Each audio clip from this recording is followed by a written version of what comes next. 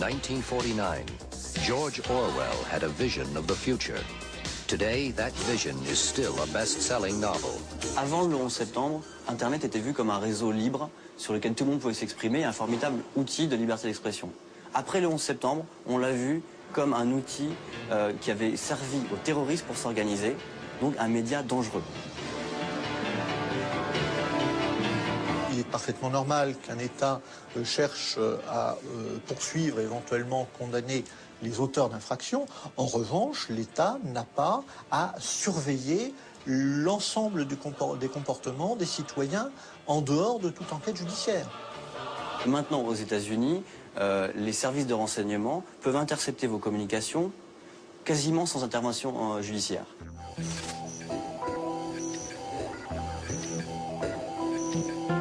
À la fois, Internet, ça donne des outils fabuleux aux dissidents et aux journalistes pour s'exprimer, et à la fois, ça donne des outils fabuleux à ceux qui veulent les contrôler pour les arrêter. On s'est aperçu que Yahoo, depuis des années, collaborait avec la police chinoise pour arrêter des gens qu'on défend, pour arrêter des journalistes indépendants et des dissidents politiques. Les Chinois repèrent une adresse email suspecte. Quand ils voient que c'est une adresse Yahoo, ils disent voilà, donnez-nous accès à toutes les informations sur ce compte Internet. Et Yahoo, sans rien demander, fournit toutes les informations. En général, on ne va pas en prison simplement pour avoir surfé sur un site Internet. C'est arrivé en Tunisie avec le cas des internautes de Zarzis, qui eux ont été condamnés vraiment simplement parce qu'ils avaient surfé sur des sites islamistes ou jugés terroristes, entre guillemets. Mais en général, on est plutôt condamné parce qu'on a publié une information subversive sur Internet. Zarzis, c'était la ville où on habitait. Ils ont déjà mis des agents qui ont des spécialités en informatique et surtout en informatique réseau. Leur seul but, c'est de repérer des choses sur Internet, c'est tout. S'ils parlent de politique, d'islam ou quelque chose comme ça, ils seront directement en prison. Je suis sûr d'être surveillé sur Internet, même par la République française. Parce que j'avais une étiquette avant, on ne va pas me laisser comme ça. La loi sur la sécurité quotidienne de 2001 est une loi qui oblige les fournisseurs d'accès à Internet à conserver les fichiers log pendant une durée d'1 an. C'est-à-dire les fichiers log, là aussi, ce sont vos habitudes de consommation, de consultation sur Internet. We all live in the age of information. Every trace of our existence is computerized. Everything about us is encoded somewhere on a complex network of information. Une fois de plus, on va chercher à justifier cela en disant qu'il faut bien lutter contre le terrorisme. C'est une évidence, mais à mon avis, les moyens qui sont mis en place, cela va bien au-delà de la lutte contre le terrorisme. C'est vraiment la mise en place d'un système de surveillance généralisée des citoyens.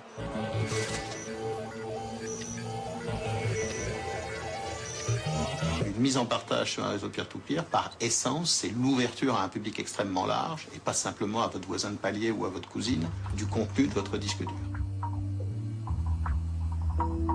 Toute mise en partage illégale d'un fichier copié peut être détectée sur Internet. Et comme ce sont généralement des comportements répétitifs, il y a des chances significatives d'être vus par des systèmes de repérage. Techniquement, je laisse des traces. Ça, j'en suis parfaitement conscient. Je pense que je suis, de ce point de vue-là, détectable facilement. Il y a des experts pour ça. Nous avons des batteries de serveurs qui sont à l'écoute de ces réseaux de téléchargement. Nous avons la capacité de détecter plusieurs centaines de milliers d'infractions par jour, si elles se produisent, évidemment. Fondamentalement, je ne me sens pas dans l'illégalité parce que la législation n'est pas très claire. Rien n'est fait pour... Il n'y a pas un moment donné où on vous dit stop. Et je n'ai aucune idée de ce que je risque du fait de ce genre de pratique. L'anonymat des machines n'existe pas. C'est-à-dire une machine est identifiable par son adresse. L'anonymat des individus est garanti par les fournisseurs d'accès Internet. Et cet anonymat ne sera ouvert que dans des circonstances réglementaires et juridiques très particulières. Ici, on a l'original qui est donné par le client et ici, on a les contenus qui sont trouvés sur Internet. Donc là, par rapport à l'original fourni par le client, on a ici une copie miroir qui a été retournée horizontalement. Ça permet de piéger les radars du pauvre. Nos radars, eux, sont capables de reconnaître ce type de contenu. On parle de milice du net ou de police parallèle du net, ça n'est absolument pas le terme approprié. Il faut nous comparer aux radars automatisés le long du périphérique.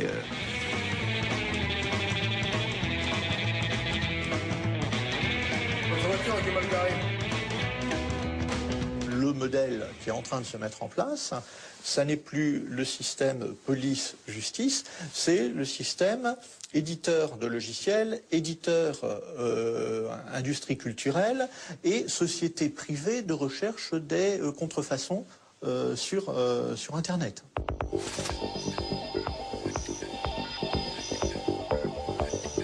Lorsqu'un utilisateur vide ses données, en fin de compte, il efface que la première lettre de son fichier et le fichier est toujours entièrement présent sur le disque dur. En tant qu'expert à la Cour d'appel de Paris, je reçois une ordonnance de commission d'experts de la part d'un juge d'instruction et il me cite les scellés que je vais avoir à analyser et la mission qu'il me demande d'accomplir. Alors on a ici un ordinateur, tout ce qu'il y a de plus standard. Vous constaterez qu'il y a une description effectivement du cas, hein, et j'ai même un scellé à la cire, donc c'est très traditionnel, mais c'est suffisant pour protéger l'intégrité de l'équipement. Un disque dur effacé peut être récupéré, un disque dur formaté peut être récupéré, un disque dur qui a été abîmé par un virus, un disque dur qui a été abîmé par quelqu'un qui voulait cacher de l'information, oui, on va récupérer. Le disque dur est structuré avec un index et des données. Ce qu'on cherche, c'est accéder aux données qui existeraient encore, et on le fait grâce à l'examen des index qui existeraient encore, ou bien on répare les index. On peut tout retrouver ce qui a été fait sur un disque dur, que ce soit les fichiers qui ont été créés, modifiés, accédés ou effacés. Alors là, on va partir sur une date au hasard, donc en 2002, le 11 septembre 2002. On va augmenter la recherche pour aller plus précis. Alors à 15h19 et 12 secondes, il est en train de regarder un fichier qui est effacé. Voilà, donc le gars là était en train de consulter justement un fichier Word avec des liens Internet. Et j'ai même été rechercher le lien Internet qu'il était en train de consulter dans le fichier Word. Voilà, il est en train de rechercher sur Nicolas Copernic. Si vous envoyez un email, effectivement, une lettre d'abord. La lettre, déjà, quand vous l'écrivez, laisse des traces sur le disque dur. Cette lettre, ensuite, vous allez la mettre dans un email, par exemple. Cet email laisse une autre série de traces sur le disque dur. Vous envoyez ça avec votre messagerie. Il y aura même des traces qui seront sur des serveurs de messagerie sur Internet. Comprenez bien que si vous voulez effacer quelque chose, il va forcément rester des traces.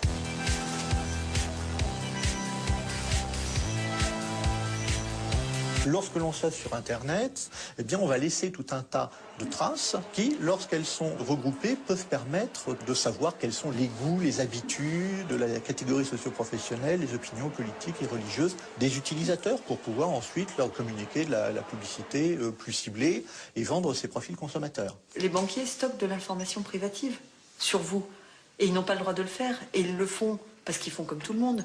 Ils ont votre dossier, donc pour le bon suivi du dossier, quand il sera transféré, on met une petite note sur globalement votre état de forme, si vous êtes plutôt quelqu'un de sympathique ou de désagréable, plutôt comme ci et plutôt comme ça. Et les dérives, on les aura de toute manière, et je ne vois pas comment on peut empêcher, simplement parce qu'on s'appuie sur des supports qui peuvent être réutilisés pour d'autres objectifs. It is no longer safe to transmit information. Phones, computers and satellites are all vulnerable. Sur l'Internet, on a les mêmes criminels que dans la réalité, si je puis dire, simplement le champ d'action est démultiplié. Les logiciels espions sont aujourd'hui disponibles sur Internet, donc les utilisateurs sont capables de prendre la main sur des machines d'autres particuliers. D'un simple clic, je vais pouvoir me connecter à la machine de la victime ici présente. Je tombe sur le bureau de l'utilisateur, je vois exactement ce qu'est en train de faire l'utilisateur, et là j'ai accès à toutes les données qui sont présentes sur le disque dur de la victime.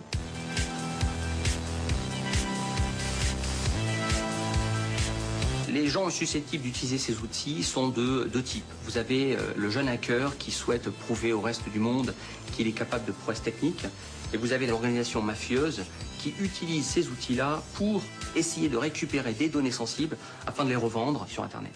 Soit pour une opération de spamming, c'est-à-dire d'envoi de masse de publicité non désirée, soit pour aller, je dirais, en complément du phishing. Le phishing, c'est l'envoi d'un email se prétendant être d'une banque, d'un opérateur télécom ou d'un site d'enchères et qui va demander à la personne son identifiant, son mot de passe, son numéro de carte bancaire, son code confidentiel. Le phishing, c'est ni plus ni moins que de faire passer un site pour un autre, de collecter de l'information personnelle concernant les gens, donc qui peut être de l'information concernant leur vie privée, leur compte bancaire, des codes d'accès à des informations qui leur sont propres, à des fins détournées. Moi, je me suis fait piéger sur Internet. Sauf à être un tout petit peu informé, sinon vous tombez dans le piège. Et on ne va pas vous voler beaucoup, on va vous voler 20 €, 30 €. Vous allez évidemment vous dispenser de porter plainte parce que les sommes ne sont pas assez significatives. Il faut prévenir les gens autant que possible, même lorsqu'on reçoit un programme envoyé par un ami. Celui-ci n'est peut-être même pas au courant qu'il vous a écrit un mail, puisque c'est un virus qui se trouve sur sa machine qui vous écrit. Il ne faut pas trop angoisser, mais une certaine méfiance saine est tout à fait utile.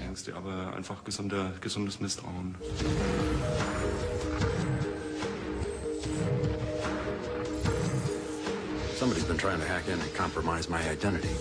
You think somebody got my information off the internal network? Don't worry about this. I'll clean it up. Les cybercriminels ont effectivement constaté que c'était simple pratique, facile à dérouler puisqu'on peut le dérouler depuis n'importe quel pays dans le monde et que par conséquent c'était un outil qui était probablement bien plus efficace que d'aller cambrioler une banque avec un bas sur la tête et un revolver à la main. This is about robbing the bank, isn't it? You have to do whatever they want. I spent 20 years trying to protect this bank. How do you expect to get in and out of here? You design the software. You find me a way in. Beaucoup de procédures de phishing, d'auteurs de phishing, passent par des filières russes ou bulgares. Mais ça ne veut pas dire pour autant que ce sont ces pays ou des personnes, des nationaux de ces pays qui sont derrière. La délocalisation complexifie bien sûr l'action judiciaire. Dans des pays où des données personnelles sont beaucoup utilisées pour s'identifier, pour accéder aux services sociaux par exemple, comme en Amérique du Nord, ils ont tout de suite et très vite eu de gros problèmes de vol d'identité.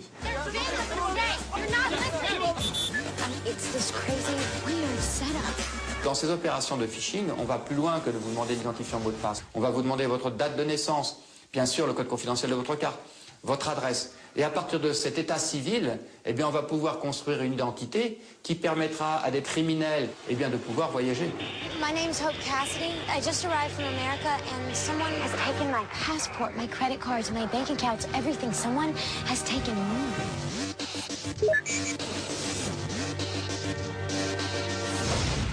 Tomorrow you will be charged for a double murder.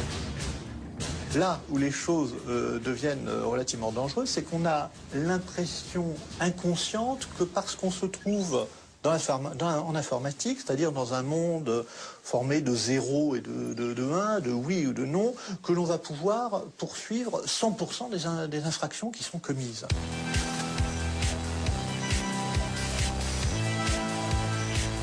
Un logiciel intrusif, c'est un logiciel qui, sans qu'on connaisse sa présence, ou même si on connaît sa présence, on ne connaît pas forcément l'intégralité de ses fonctionnalités, ce logiciel va surveiller ce que vous faites et va envoyer un certain nombre d'informations à la personne qui l'a installé.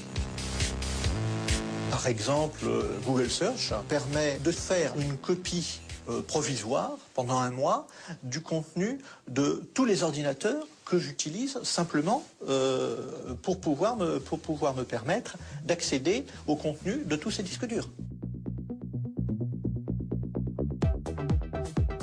Oui, on vous trace, mais vous êtes tracé partout. Vous allez chez Auchan, vous faites vos courses. Si vous avez la carte Auchan, ils tracent l'ensemble de vos courses. Vous allez recevoir des lettres vous proposant des promotions sur des produits qui correspondent à votre profil. Vous êtes suivi partout, partout, partout, partout. L'un des risques possibles, c'est que quelqu'un, par exemple un État, puisse chercher à distance sans même se connecter sur son ordinateur, il suffit de se connecter sur la copie qui se trouve chez Google pour recueillir un certain nombre d'informations. Pour moi, il y a un véritable danger démocratique, c'est pas comme ça qu'on fait dans une démocratie. Sur tous les sujets, on nous dit en gros, vous n'avez rien à cacher, donc vous devez être transparent. On a simplement une vie privée. Même quand on rentre dans une entreprise, on reste un citoyen. Les droits doivent s'appliquer à chacun d'entre nous. On doit avoir une forme de liberté, d'indépendance et d'autonomie.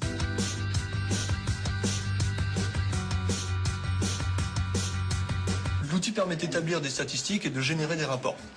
Par exemple, dans ma liste, je vais descendre, et à un moment, je vois qu'il y a des sites adultes auxquels on a tenté d'accéder.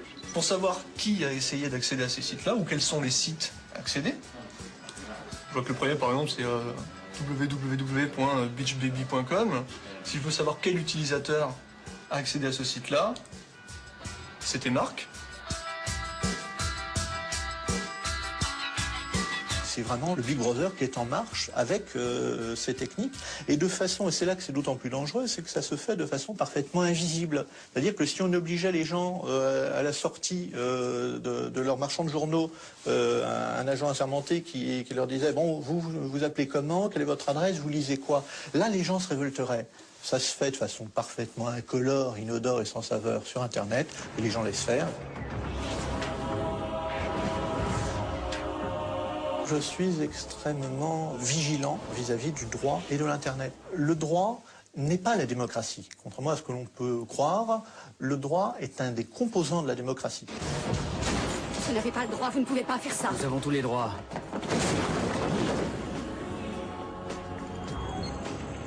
C'est vrai, brûlez-le. Le plus bel état de droit que la Terre ait jamais porté, c'est l'Allemagne nazie. C'est-à-dire que le droit permet effectivement la démocratie, à condition d'ajouter quelque chose en plus, c'est sans doute quelque chose comme la liberté.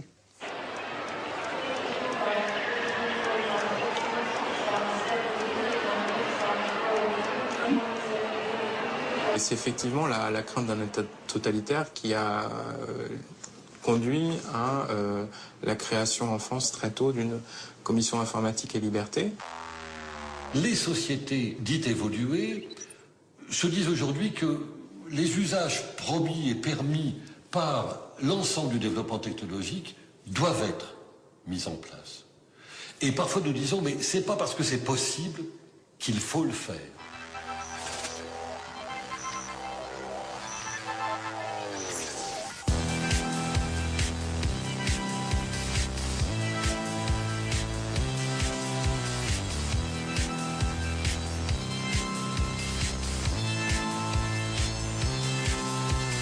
Le problème de toutes ces nouvelles technologies, c'est qu'elles sont à la fois banalisées, complexes et presque transparentes. C'est-à-dire que finalement, on a le sentiment qu'on n'est pas surveillé. Il y a une banalisation parce que par la force des choses, chacun s'habitue. Quand il y a une caméra quelque part, les gens disent tiens, il y a une caméra. Bien souvent d'ailleurs, les gens ont une réaction qui est quasiment de l'ordre de l'intérêt ludique, ce qui est quand même extraordinaire. Mais je pense que la racine de tout cela se tient dans la jeunesse. C'est-à-dire qu'en réalité, on a une grosse difficulté, c'est que les jeunes générations, qui ont toujours connu, au fond, l'ordinateur dans leur vie, n'ont pas du tout la même préoccupation et la même vigilance à l'égard de ces questions.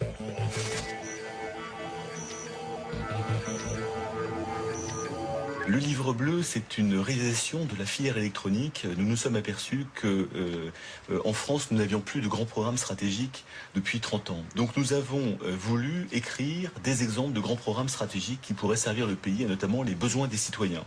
La sécurité est très souvent vécue dans nos sociétés démocratiques comme une atteinte aux libertés individuelles. Il faut donc faire accepter par la population les technologies utilisées et parmi celles-ci la biométrie, la vidéosurveillance et les contrôles. Ce qui m'a beaucoup frappé, c'est la naïveté des responsables, naïveté cynique, qui découvraient que les techniques de contrôle et de surveillance, semblait-il, n'étaient pas très bien accueillies dans les régimes démocratiques. En fait, on préconisait l'utilisation de ces techniques modernes de carte à puce, d'identification et donc de biométrie dès le plus jeune âge. Donc dès l'école maternelle. Alors ça a fait hurler, je dirais, quelques personnes en disant mais c'est scandaleux, mais pourquoi vous mettez ça dès l'école maternelle, c'est de l'embrigadement, etc. Leur idée était d'introduire de façon festive des machines biométriques qui permettaient aux enfants de découvrir que grâce à leur pouce, un fragment de leur corps peut ouvrir un établissement, peut ouvrir le réfectoire. Pour des enfants, c'est assez merveilleux, d'autant qu'à cet âge-là, ils ne mesurent pas que eux-mêmes sont surveillés sans qu'ils se rendent compte en faisant cet acte apparemment anodin. Tout ce qui est contrôle de sécurité, de transport, d'identification, de toute façon, on est parti pour augmenter ce genre de contrôle. On le voit bien avec les passeports numériques, on le voit bien avec les cartes d'identité, on le voit bien avec les cartes de santé, où il y a toujours des cartes à puce avec des informations, je dirais, biométriques. On peut tout récupérer par rendre un Big Brother sympathique et attrayant. La possibilité pour les entreprises, effectivement, au fond, d'essayer d'initier aux enfants à ces développements technologiques comme la biométrie pour qu'ils s'y habituent, en soi ne me pose pas de difficulté, à condition qu'on réserve une place pour la pédagogie de la protection des données. Car moi, ce dont je rêve, c'est de vivre dans une société dans laquelle les citoyens exercent leur propre droit à définir l'équilibre qui leur paraît acceptable. Nous ne sommes pas là pour savoir si c'est trop ou pas assez. Nous sommes avant tout des industriels et nous mettons en place les systèmes, les équipements pour servir la police, la justice et l'armée. Comment se passe l'évolution du discours? Comme s'il y avait une passion dans l'esprit humain effrayante pour la suspicion. Comment de la suspicion portée sur certains sujets, une société arrive à une suspicion généralisée.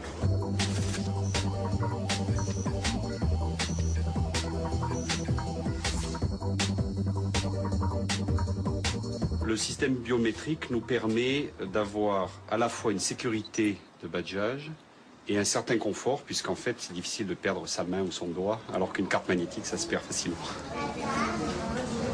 Nous, en tant que représentants du personnel, nous voulions une reconnaissance du temps effectué par les agents et la proposition qui a émané de notre direction en est arrivée à un système de flicage en fait.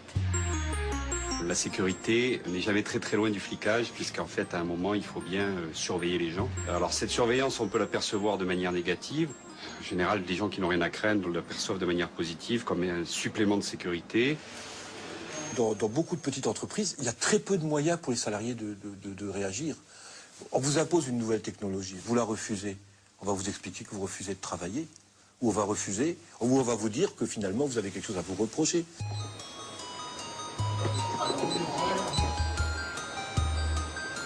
Nous avons sollicité la CNIL et il s'avérait qu'il n'y avait eu aucune demande d'accord de notre direction à cette époque. Il se trouve que la biométrie fait partie des exceptions dans la loi pour lesquelles il faut une autorisation de la CNIL. Alors le premier abus, ce sont toutes les sociétés ou collectivités locales ou autres établissements publics d'ailleurs, qui de temps en temps mettent en place des biométries sans avoir fait la procédure d'autorisation. La CNIL considérait que l'identification par l'empreinte digitale était quelque chose qu'on pouvait assimiler à une identification policière. Ce qui nous importait afin de protéger les agents face aux possibles atteintes aux libertés individuelles, c'était que ces mesures biométriques ne servent pas à constituer un fichier qui soit réutilisable à l'extérieur.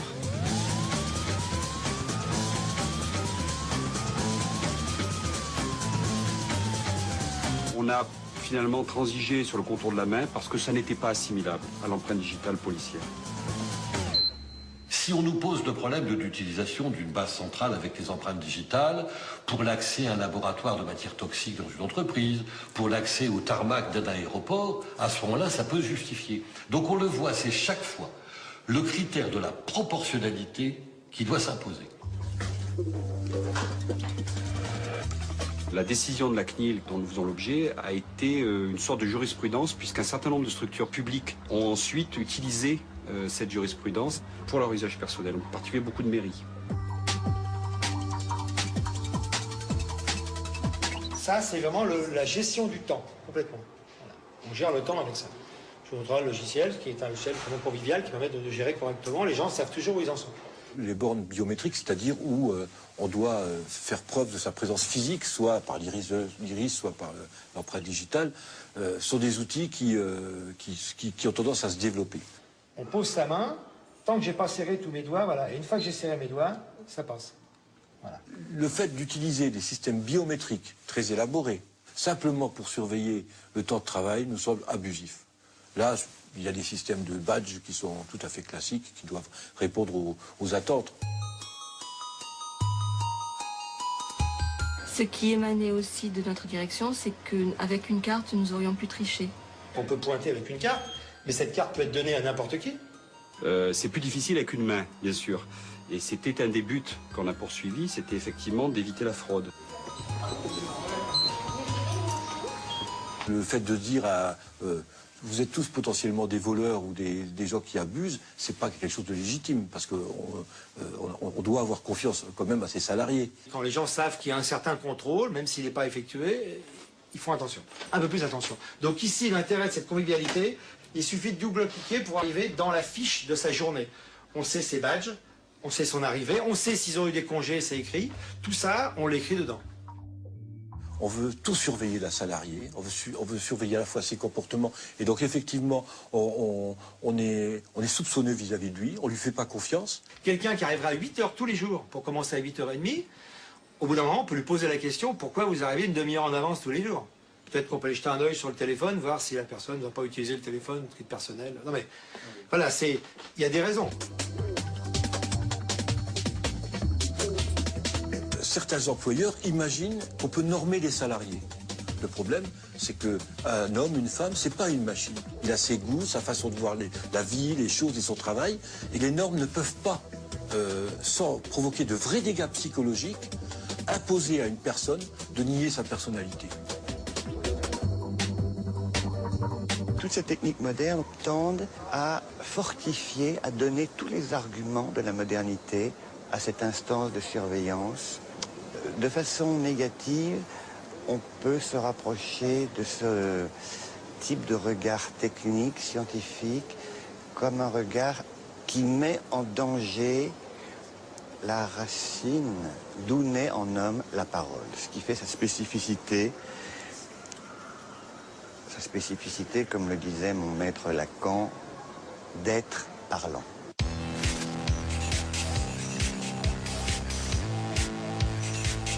Genetics. What can it mean? The ability to perfect the physical and mental characteristics of every unborn child. Il y a un premier danger lié à la biométrie, c'est que les éléments biométriques ne sont pas révocables.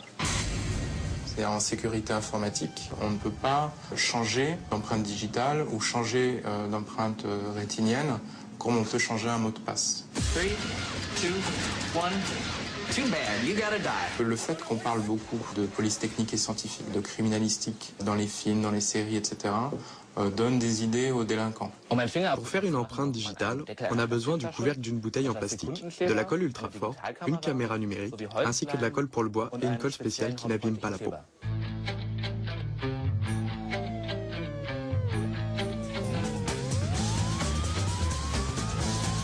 Il y a eu des exemples depuis des années avec des espèces de doigts en caoutchouc, etc., qui tiennent plus lieu du côté ludique de la chose, à mon sens, même si c'était des attaques avérées.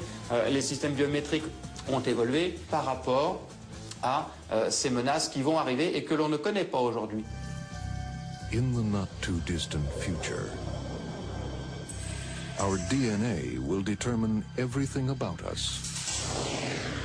A minute drop of blood, saliva, or a single hair determines where you can work, what you're capable of achieving. L'ADN, il faudrait qu'on puisse le comparer rapidement, en quelques dixièmes de seconde. En l'état actuel, la technologie n'existe pas. In a society where success is determined by science. Mais on peut très bien imaginer qu'avec des puces ADN, conçus pour ça, on fasse ce genre de mesures biométriques. L'ADN, on laisse des traces ADN dans des pots qu'on abandonne. Et donc, si jamais on devait envisager l'ADN, il faudrait que ce soit utilisé d'une façon bien particulière. But in a place where any cell from any part of your body can betray you, how do you hide? When we will shed 500 million cells a day. Welcome to Gattaca. Bien avant la biométrie, le sujet disait à Freud, je me sens observé partout où je vais, on me voit, on me contrôle, on n'ignore rien de moi. Et donc déjà l'esprit est préparé à rencontrer cette surveillance qui aujourd'hui s'incarne dans la réalité.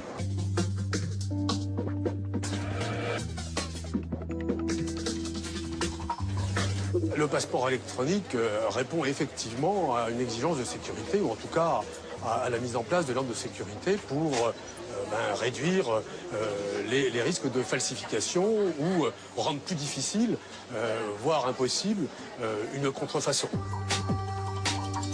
Les éléments qui ont été intégrés, ce sont bien sûr des éléments de sécurité physique, mais c'est aussi la puce électronique qui est désormais intégrée dans la couverture du passeport.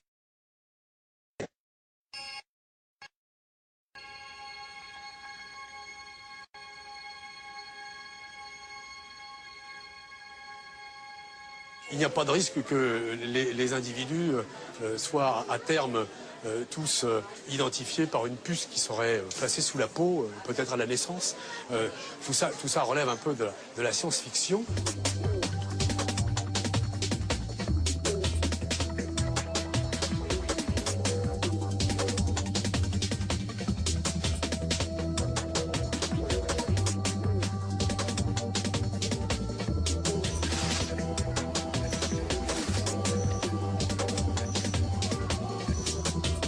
RFID, c'est en anglais, c'est Radio Frequency Identification, donc identification par radiofréquence.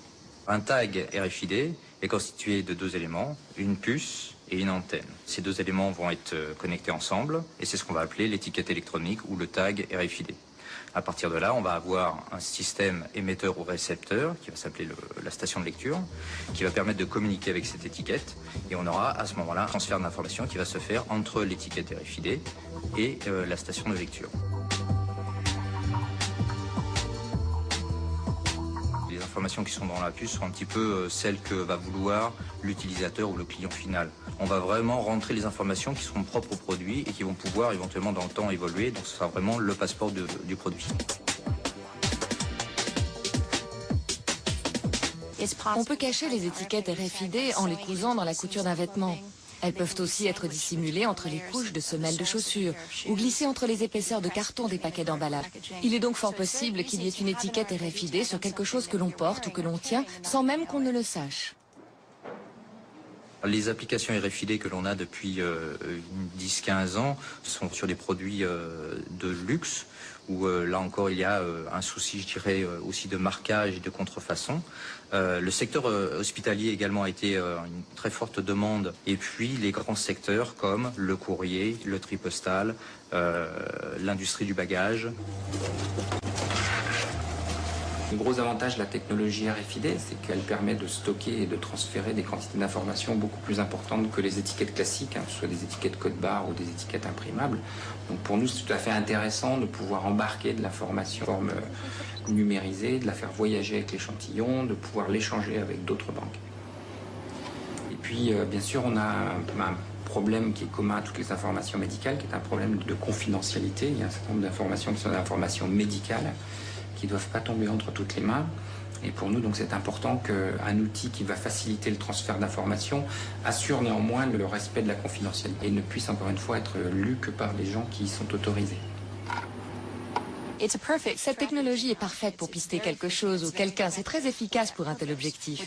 C'est pour cette raison que Walmart l'utilise pour suivre les paquets qui arrivent dans leurs entrepôts. Mais cela donne aussi aux compagnies la possibilité de suivre à la trace leurs clients.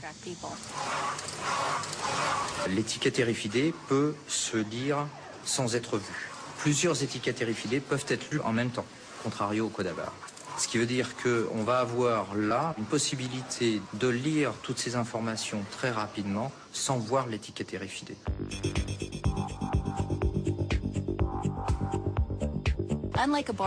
Aujourd'hui, votre canette de soda et la mienne ont le même code barre. Avec les étiquettes RFID, chaque canette aura son numéro individuel et unique. Pas un objet sur Terre n'aura le même numéro. Quand j'achète une paire de chaussures, on peut savoir que l'article 308-247 correspond à la chaussure droite de Catherine Albrecht, car elle l'a payée avec sa carte de crédit à telle date et à tel endroit. Dans l'avenir, je pourrais être pistée. Si l'un des lecteurs d'identification RFID lit ce numéro, on verra qu'il correspond à ma chaussure droite qui se trouvait à tel ou tel endroit. On saura ainsi qu'il y a de fortes chances que je portais bien cette chaussure à cet instant T.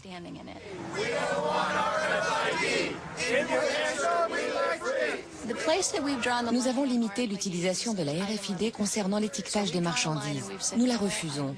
On ne doit pas pouvoir mettre des étiquettes sur des marchandises que les gens achètent, portent, louent ou utilisent de quelque manière que ce soit. Cela risquerait de poser de sérieux problèmes. Le problème, c'est la possibilité, effectivement, de doter des personnes de puces, je l'espère avec leur consentement. Et à ce moment-là, le problème qui se pose, c'est effectivement de savoir si nos concitoyens pensent qu'il est justifié, j'ai vu qu'en Espagne, par exemple, ça se faisait, de se faire implanter par une seringue, une puce RFID pour entrer dans un club, un établissement quelconque.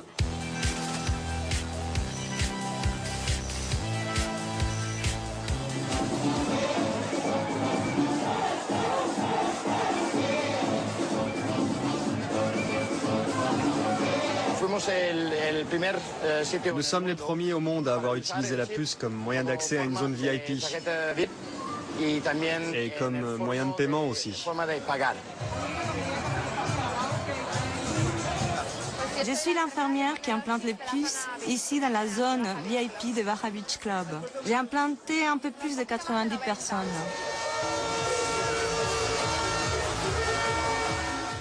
Ils te mettent la seringue comme ça et ça fait un plip. On le voit, c'est comme un petit grain de riz blanc qui rentre sous la peau. Elle se place sous la peau et ne touche donc aucun muscle ni aucun organe vital, c'est sans risque.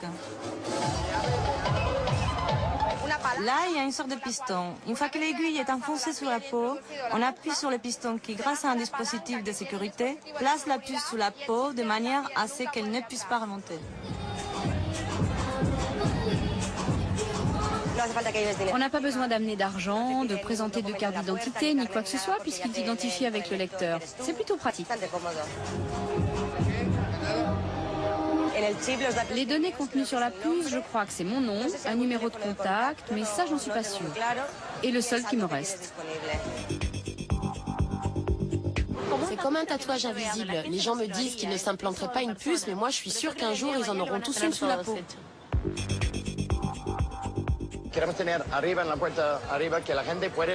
Nous allons bientôt installer un lecteur de puce devant la porte d'entrée du club pour que les clients puissent entrer et sortir tout seuls, comme s'ils étaient chez eux, sans avoir besoin de passer à chaque fois devant un portier. C'est une façon très VIP de rentrer en boîte, sans avoir besoin de parler à personne. Je suis arrivé ce matin pour me faire enlever une puce électronique que je me suis fait implanter dans le bras. Quand je me la suis fait implanter, c'était à minuit, il y avait de la musique, j'avais un verre de caipirinha à la main. Ça fait partie des interventions un peu casse-pied, je dirais plutôt. Mais c'était pas sous la peau du tout, hein, contrairement à ce qu'on pouvait croire. En fait, c'était absolument pas sous la peau, c'était dans le muscle. L'infirmière du Baja Beach Club qui m'a implanté la puce me disait que c'était entre la peau et le muscle. Il s'est avéré qu'apparemment, elle était beaucoup plus profonde et qu'elle était dans le muscle.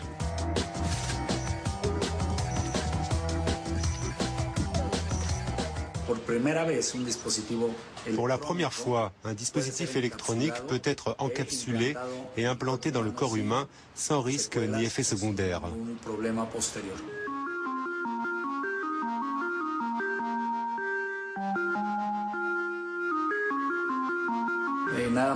Rien qu'à Mexico, on dénombre 1 millier de personnes implantées, principalement pour des raisons médicales.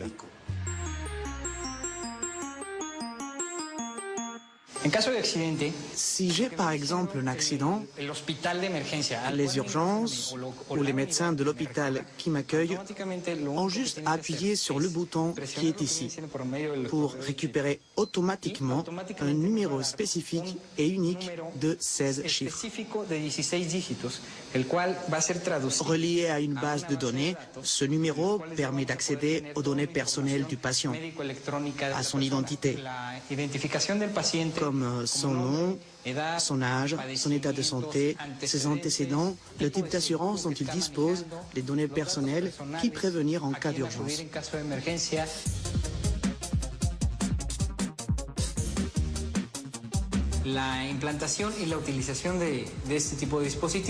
Les implants et l'utilisation de ce dispositif existent depuis 2004. Nous avons donc déjà pas mal d'hôpitaux équipés, des assurances, également des cliniques privées, des consultants et des médecins privés. Je n'ai aucun doute, nous allons assister très prochainement à une violente explosion du marché de la RFID.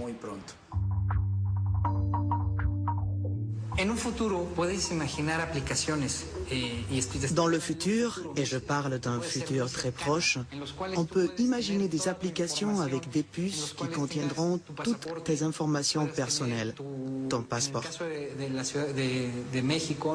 À Mexico, par exemple, où nous travaillons avec l'Institut fédéral électoral, la puce pourra servir à la fois de carte de lecteur, de carte de crédit.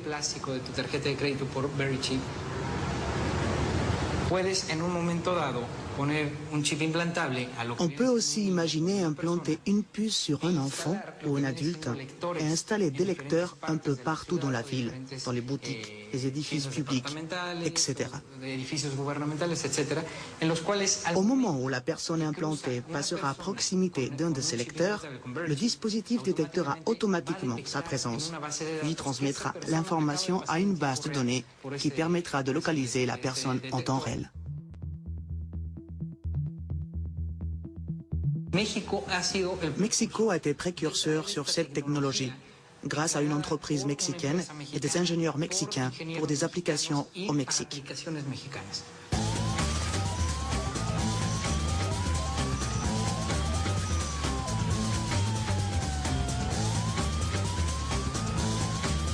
Pour localiser les membres de la famille qui pourraient être éventuellement victimes d'enlèvement.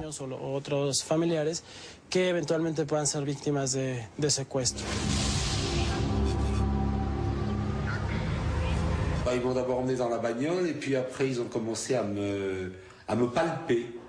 Alors je dis pourquoi tu me palpes? Oh ben on veut savoir si tu n'as pas un appareil où on puisse te détecter de n'importe où par satellite. Ici même à Mexico, les entreprises qui investissent dans ce type de puces implantables les offrent carrément, gratuitement. Et nous savons que les gens qui ont peur d'être victimes d'enlèvement, ceux que nous appelons les séquestrables, utilisent déjà la puce implantable.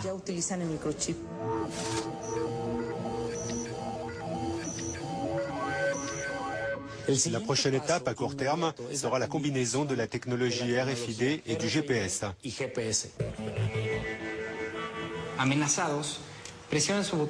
Si vous êtes menacé, vous appuyez sur le bouton d'urgence de cet appareil de localisation qui n'est autre qu'un objet du quotidien. En appuyant sur le bouton, vous déclenchez en 7 secondes une alarme et un appel téléphonique qui retentissent ici dans nos bureaux et provoquent automatiquement une réaction de nos services pour vous localiser avec une marge d'erreur de moins de 12 mètres.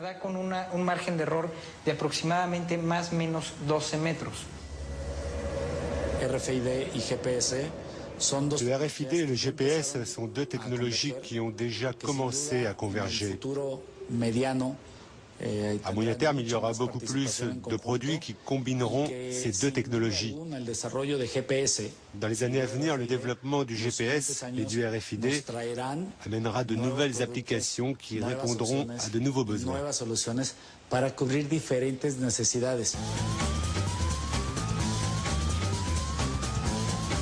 Le plus probable, c'est que dans un futur très proche, on puisse implanter dans le corps humain une puce RFID équipée d'un GPS.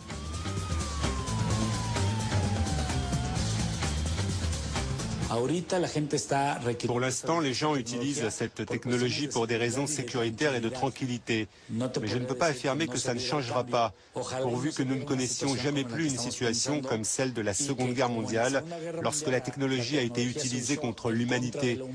Si c'était le cas, cela pourrait recommencer, c'est une possibilité.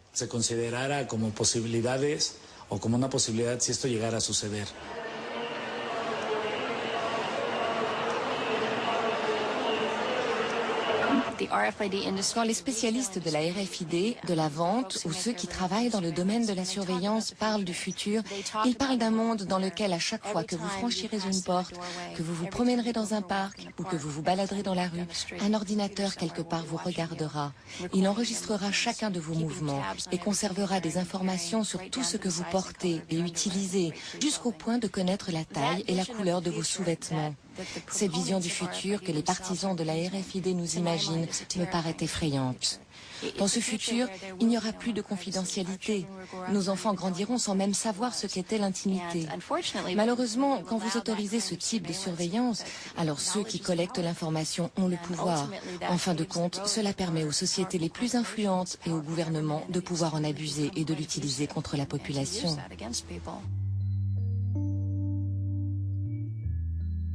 On entre dans une société où aujourd'hui on peut être surveillé par une caméra, on peut être écouté.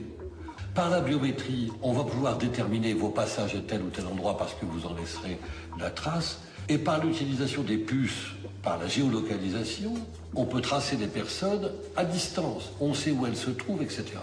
Pris isolément, chacune de ces technologies est probablement maîtrisable. Mais personne ne sait dans quel type de civilisation nous nous retrouverons dans 10 ou 15 ans, lorsque tous ces systèmes-là se seront mis en marche, se conjugueront, se combineront. D'autant plus qu'il faudrait ajouter à cela toutes les législations nouvelles en matière de sécurité, de lutte contre la criminalité, le terrorisme, qui chacune mettent en place des usages nouveaux de ces technologies, qu'il faudrait donc aussi envisager en même temps que les technologies elles-mêmes. Donc la difficulté, elle est là. Quel type de société ça nous donne dans quelques années ?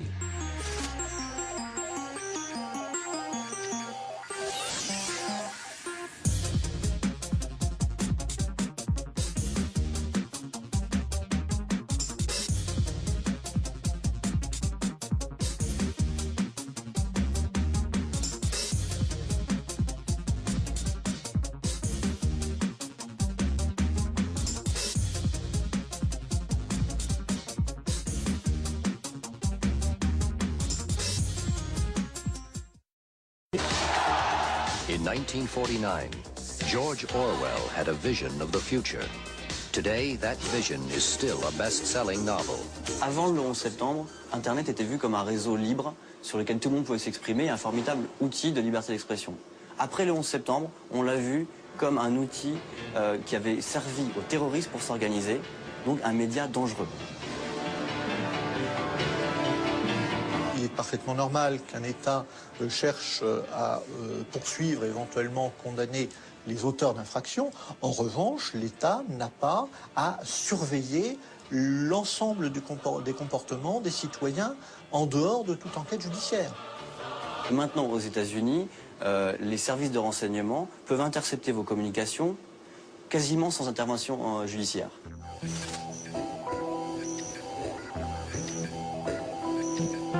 À la fois, Internet, ça donne des outils fabuleux aux dissidents et aux journalistes pour s'exprimer, et à la fois, ça donne des outils fabuleux à ceux qui veulent les contrôler pour les arrêter.